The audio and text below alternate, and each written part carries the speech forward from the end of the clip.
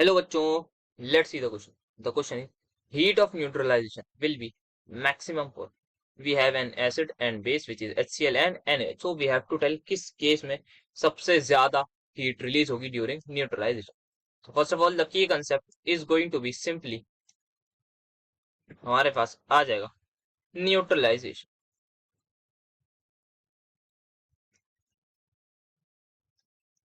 So neutralization reaction क्या होती है? Simply whenever an acid like इस केस में HCl react करेगा base के साथ, they will produce NaCl, that is a salt, along with the water.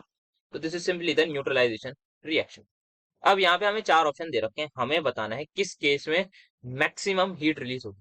उसी केस में मैक्सिमम रिलीज होगी जिस केस में मैक्सिमम अमाउंट रिएक्ट हुआ होगा NaOH एंड HCl का.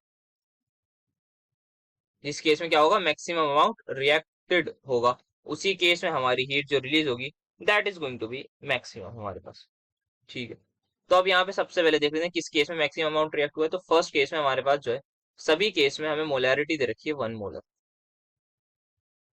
यहाँ पे वॉल्यूम हमें सब केस में अलग अलग दे रखी है. तो ऐसा करते हैं, सभी के नंबर ऑफ मिली मोल्स निकाल लेते हैं. तो नंबर ऑफ मोल्स का फॉर्मूला क्या हो जाएगा, that is molarity into volume. और वॉल्यूम किस में होती है, ये लीटर में होती है. बट हमारे पास इस केस में ml में है, सो वी कैन क्लियरली से यहाँ पे वॉल्यूम इंटू 10⁻³ कर देंगे. मोलैरिटी हमें 1 दे रखी है, तो नंबर ऑफ मोल्स को मैं क्लियरली लिख सकता हूँ वॉल्यूम इंटू 10⁻³ या फिर अगर मुझे मिली मोल्स निकालने तो मेरे मिली मोल्स मैं फाइनली निकाल लूंगा. जो मेरे मिली मोल्स है वो डायरेक्टली मेरे इक्वल हो जाएंगे वॉल्यूम के, बिकॉज 10⁻³ सिंपली मिली. तो यहाँ पे जितनी वॉल्यूम है मेरे पास उतने ही मिली मोल्स आ गए हैं. ठीक है, तो अब सब केस में मैं देखूं तो फर्स्ट केस में मेरे पास कितने मिली मोल्स है, तो फर्स्ट केस में आए हैं 30 मिली मोल्स HCl का और साथ में 70 NaOH. यस.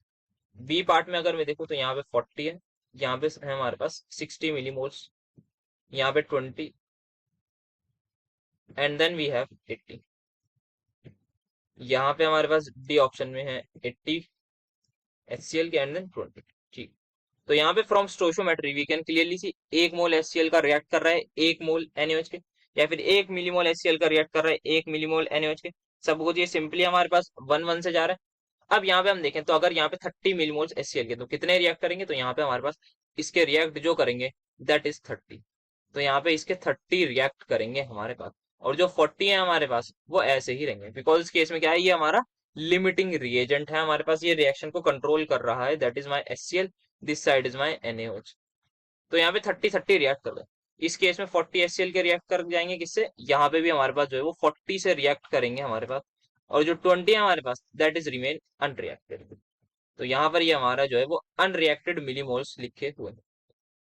इस केस में अगर बात करें तो ये 20 रिएक्ट कर जाएंगे, यहाँ पर भी 20 ही रिएक्ट कर पाएंगे, because again HCl limiting reagent है, प्लस 60 हमारे रह गए अनरिएक्टेड. इस केस में बट हम देखें तो यहाँ पर हमारे पास HCl के 20 रिएक्ट करेंगे और 60 जो है वो रह जाएंगे unreacted in case of HCl, और इसके सारे रिएक्ट कर जाएंगे दैट इज माई NaOH.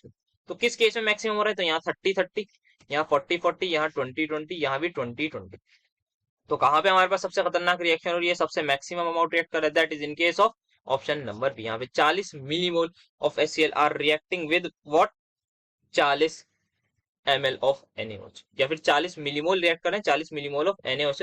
तो मैक्सिमम जहां पे अमाउंट रिएक्ट कर रहा है यही केस में यहाँ पे जो हीट रिलीज होगी दैट इज मैक्सिमम हीट, यहाँ पे मैक्सिमम रिलीज होगी. तो यहाँ पे हमारे पास आंसर कौन सा हो जाएगा, that is my this option, second option हो जाएगा. तो the final answer is going to be the option number B. Hope you understood this. Best of luck.